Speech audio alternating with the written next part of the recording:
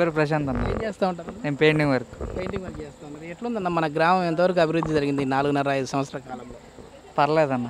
ఇక్కడ ప్రధానంగా ఏమైనా సమస్యలు ఉన్నాయన్నా? రోడ్ల సమస్య కానీ నీటి సమస్య? నా రోడ్లు అయితే మొత్తం పోస్తారు, సీసీ రోడ్లు. నీటి సమస్య ఉంది. మాకు అలా ఫస్ట్ నుంచి సీసీ రోడ్లు అనేవి లేవు, కానీ మొత్తం పోస్తారు. మళ్ళీ మనకు ఇప్పుడు ఎన్నికలు సమీపించాయన్న. ఏప్రిల్ 11వ తారీఖున మన ఓటు హక్కును వినియోగించుకునే రోజు. ఏ పార్టీ అధికారంలోకి వస్తే మనకు మంచి జరుగుతుంది అనుకో? మాదైతే టీడీపీ అన్న. టీడీపీనే రావాలంటారు. ఎందుకన్నా?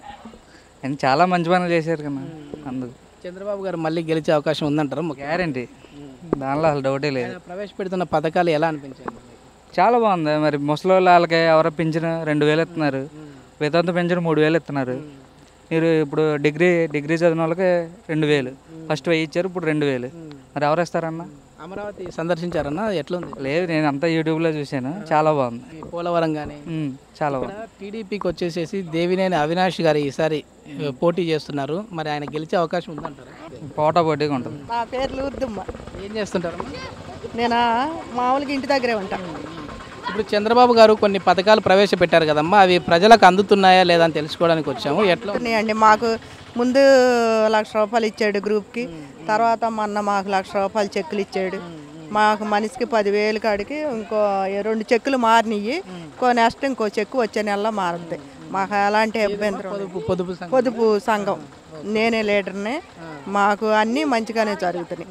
ఇక్కడ అందరికి మా వాళ్ళ పసుపు కుంకుమ డబ్బులు కానీ అవన్నీ అందాయి? అందిని, అందరికి అందిని. రాని వాళ్ళకి కూడా నెక్స్ట్ మళ్ళీ రెండోసారి మళ్ళీ ఇచ్చారు మొన్న. పింఛన్లు ఎట్లా ఇస్తున్నారు? పెన్షన్ ఊళ్ళో పంచాయతీ ఆఫీస్లో ఇస్తారు. పింఛన్లు టైంకి ఇస్తున్నారు? ఇస్తారు.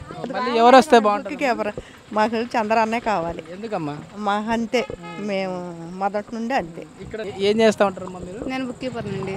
ఎట్లా ఉందమ్మా మన గ్రామంలో అభివృద్ధి? ఎట్లా బాగుందండి, చాలా బాగా జరుగుతుంది. మహిళలకు పొదుపు లక్ష్మి కింద, పొదుపు సంఘాల కింద డబ్బులు అయితే ఇచ్చామని ప్రభుత్వం చెప్తుంది కదా, ఎంతవరకు నిజం అమ్మా? ఇచ్చారా?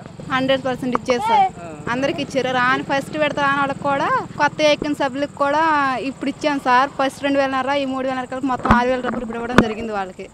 ఈ రోజుతో కూడా తెచ్చుకున్నారు, డబ్బులు తెచ్చుకోవడం పంచుకోవడం కూడా జరుగుతుంది. మా గ్రామంలో అయితే అలాంటివి అయితే ఏమీ లేవు. డబ్బులు వచ్చాయమ్మా? వచ్చినాయి సార్, చెక్కులు కూడా వచ్చాయి. మళ్ళీ ఎట్లా ఇప్పుడు ఏ పార్టీ అధికారంలోకి వస్తుంది? నాకైతే ఈ ప్రభుత్వం బాగానే ఉంది అనిపిస్తుంది. ఇక్కడ లోకల్గా చూసుకుంటే నాని గారు ఇప్పుడు ఎమ్మెల్యేగా ఉన్నారు. రాబోయే రోజుల్లో మరి ఆయనకు పోటీగా టీడీపీ తరపు నుంచి దేవినేని అవినాష్ గారిని నిలబెడుతున్నారు. మరి ఆయన గెలిచే అవకాశం ఉందంటారా? ఉండొచ్చండి.